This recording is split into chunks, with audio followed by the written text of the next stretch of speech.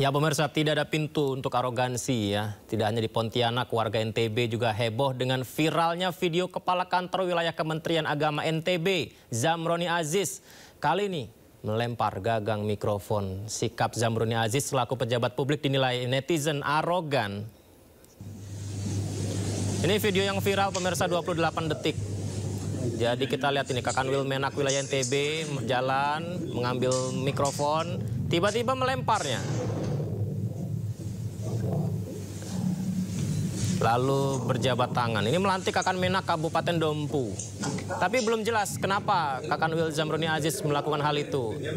Netizen mengecam sikap seperti itu, dianggap arogan apapun alasannya ya.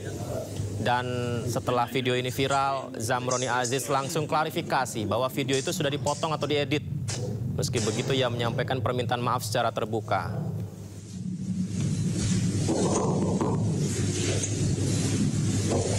Atas nama pribadi dengan penuh kerendahan hati menyampaikan permohonan maaf yang sedalam-dalamnya kepada seluruh masyarakat Indonesia, khususnya masyarakat Nusa Tenggara Barat, terkait dengan video yang beredar di kalangan masyarakat. Saya menyadari sepenuhnya bahwa kejadian tersebut adalah murni kehilafan pribadi saya tanpa bermaksud menyinggung siapapun. Dan pemirsa, di saat pengendara-pengendara arogan yang rame viral di media sosial ya, menggunakan sirene dan strobo, rotator ilegal di jalan raya. Menariknya nih pemirsa, rombongan pengawalan Presiden Prabowo Subianto yang seharusnya memang berhak menggunakan sirene malah tidak menggunakannya. Jadi sejak sebelum jadi presiden pun memang iring-iringan pengawalan Presiden Prabowo ini jarang menggunakan suara sirene totot wuk wuk.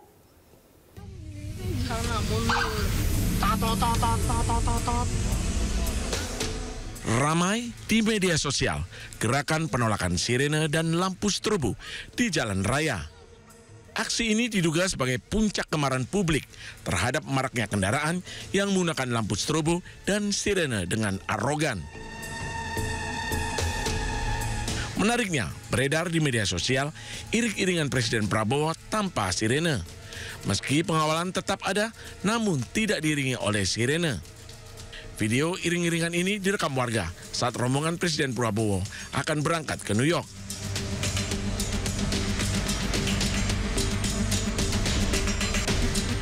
Istana pun buka suara soal penggunaan strobo.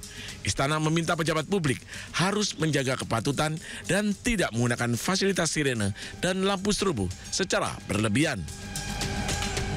Kementerian Sekretariat Negara dulu juga sudah pernah membuat surat edaran kepada seluruh jajaran pejabat negara yang menggunakan fasilitas-fasilitas pengawalan bahwa memang ada undang-undang yang mengatur itu, tetapi lebih daripada itu yang kalaupun kemudian fasilitas itu dipergunakan, tentunya kita harus memperhatikan kepatutan, kemudian memperhatikan ketertiban masyarakat pengguna jalan yang lain, sehingga bukan berarti menggunakan fasilitas tersebut terus boleh semena-mena atau boleh semau-maunya itu. Penggunaan sirene dalam lampu strobo diperbolehkan dalam kondisi tertentu, namun penerapannya harus menghargai ketertiban umum. Tim Liputan iNews melaporkan. Ya, sebuah contoh positif dari Presiden Prabowo. Tapi kasus di Pontianak, Kalimantan Barat ini malah bertolak belakang dengan pengawalan Presiden Prabowo, pemirsa. Diduga berselisih dengan pengemudi ojek online di jalan raya, seorang anggota TNI main tangan hingga membuat pengemudi ojek online patah tulang hidungnya. Video ini viral di media sosial. Kita bisa lihat ya, pengemudi ojol dengan seragamnya terlibat cekcok dengan pengemudi mobil yang informasinya adalah oknum anggota TNI di Jalan Panglima Aim, Pontianak, Kalimantan Barat. Semoga video ini tetap viral sehingga ada solusi dan juga tindak lanjutnya ya. Dan dari video ini kemudian berlanjut, ada penganiayaan terhadap pengemudi ojek online yang mengakibatkan korban menderita patah tulang hidung. Usai kejadian, beberapa komunitas ojol melaporkan kejadian ini ke kantor polisi.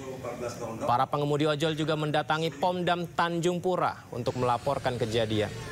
Insiden ini pun direspon Wakapendam 12 Tanjung Pura, Letkol Infantri Agung W. Palupi, yang segera menyampaikan permintaan maaf dari mereka, dari stafnya ya, anggotanya, atas tindakan yang dilakukan anak buahnya, dan berjanji jika kasus ini akan ditindaklanjuti serta pelaku akan disidang melalui persidangan militer. Jadi kemarin sempat terjadi insiden ya antara salah satu oknum prajurit berinisial F ya, AF di Pontianak. Jadi perlu saya sampaikan bahwa kedua belah pihak sudah berdamai ya. Jadi pelaku dalam ini mungkin ya, ini kan terjadinya di jalan ya, di jalan mungkin karena emosi atau apa sehingga terjadi pemukulan. Ya sebetulnya itu tidak boleh ya. Tapi kedua belah pihak sudah berdamai, tetapi proses penyidikan berlanjut.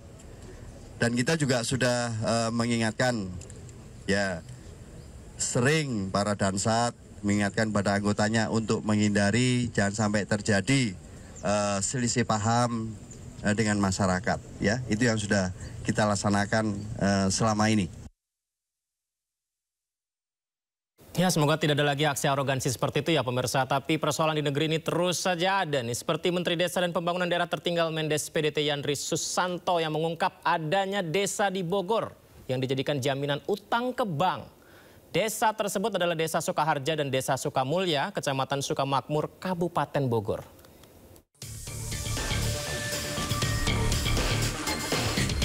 Dua desa di Kabupaten Bogor, Jawa Barat viral di media sosial karena dijadikan jaminan utang ke bank. Dua desa tersebut yakni Desa Sukaharja dan Desa Sukamulya. Kedua desa terletak berdampingan yang berada di Kecamatan Sukamakmur, Kabupaten Bogor, Jawa Barat, yang merupakan desa pemekaran dari Desa Sukawangi. Sementara itu, Menteri Desa dan Pembangunan Daerah Tertinggal Yandri Susanto membenarkan adanya desa di Bogor yang dijadikan jaminan utang ke bank sejak tahun 1980. Yandri menegaskan tidak boleh ada desa yang dilelang di Republik Indonesia. Hal ini disampaikan oleh Menteri Yandri dalam rapat bersama Komisi 5 DPR RI di Komplek Parlemen Jakarta.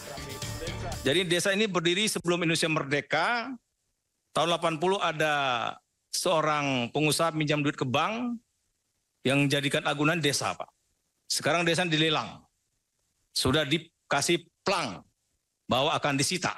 Saya saudara-saudara para pihak, Pak. Nggak boleh di Republik ini ada desa yang dilelang. Udah saya lakukan pendekatan keras ini, Pak. Masa 9 plus 62 rakyat akan diusir? Tidak boleh. Di Bogor dekat sama kita. Dua desa menjadi agunan. Jadi bagaimana dulu penting ini hari ini legasi buat kita. Kemudian Komplek Tenurial Desa Sukaraja, Kecamatan Sukamakmur, Bogor, Provinsi Jawa Barat. Ini dengan korporasi. Menurut Kepala Dinas Pemberdayaan Masyarakat dan Desa Jawa Barat, Ade Afriandi, persoalan ini diawali dari sengketa lahan sitaan bantuan likuiditas Bank Indonesia atau BLBI dari terpidana atas nama Li Darmawan. Pinjaman itu dijaminkan dengan tanah adat seluas 406 hektar yang berada di Desa Sukaharja. Tim Liputan Anyus melaporkan.